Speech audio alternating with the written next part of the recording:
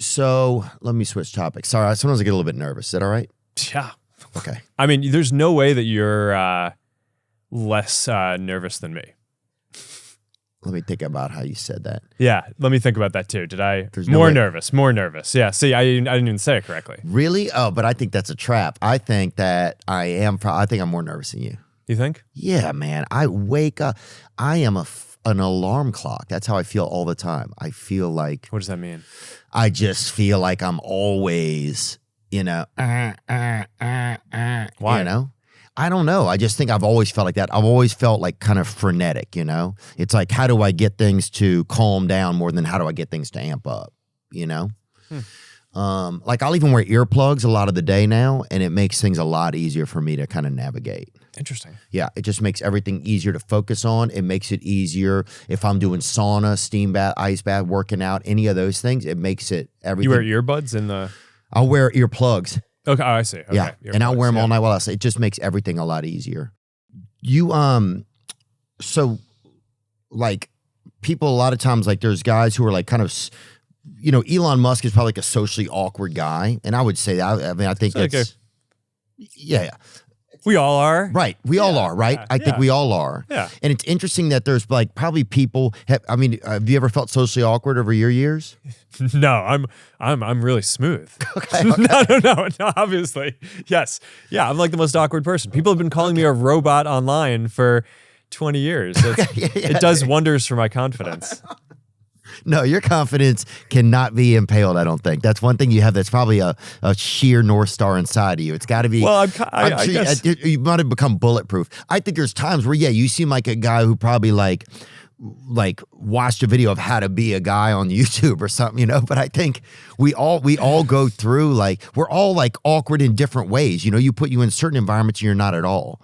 But I think it's interesting that there's found those environments yet, but maybe, it's well, dude, even being here today, bro, is nice of you. It's nice of you to be here today. No, I think the podcasts are awesome because you get to explore something. And right, for sure. I mean, but here's my question. Sorry, Mark, I didn't mean to interrupt you. No, go for it. But I'm not going to get another chance to. So my question is it interesting that they have kind of people who would probably self-describe as socially awkward at times, kind of creating technology that socially connects people? That's a thing that do you ever find that kind of fascinating? Because I've always had a belief that like sometimes socially awkward people are almost a mix between human and like machine, like the future or something.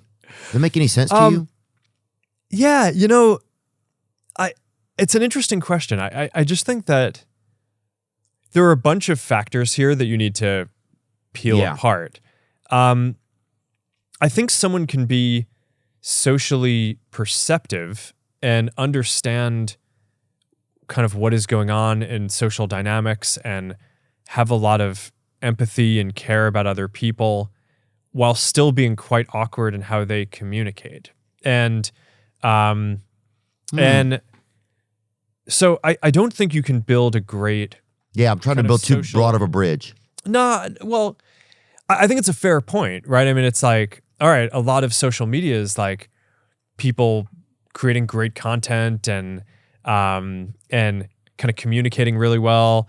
And those are not my biggest strengths, right? It's like I don't think I'm the best communicator by a long shot. I mean, I think I kind of got to where I am because I think I kind of understand what people like and I have the ability to build it.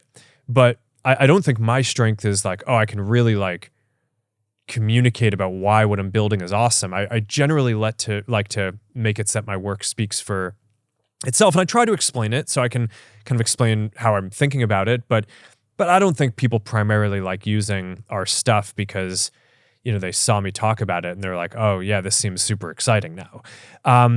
But I think the ability to kind of communicate in a way that is not awkward is a different skill than the ability to kind of understand and have empathy for kind of people and social interactions. And it's, there's an interesting thing where I actually think sometimes a lot of the people who can communicate in the smoothest way sometimes have a lot less empathy and understanding of social dynamics than the kind of nerdy guy who may not be able to express himself quite as well, but sort of understands a little bit better what's going on. And I don't know, the world's complicated and there's like multiple dimensions to all this stuff and no one's good at all of them. So you just, you know, try to do the things that you like hone the things that you're good at and try to put it to service to, you know, do as good of work as you can. Yeah, I think we're in this unique place where I believe it's like one or two generations think that something isn't social, and then the younger generation thinks that it is social. Yeah. And so I feel like in some senses we're at this crossroads kind of like how we communicate as humans a little bit. Yeah. And this advancement, and sometimes those steps are kind of tricky to take.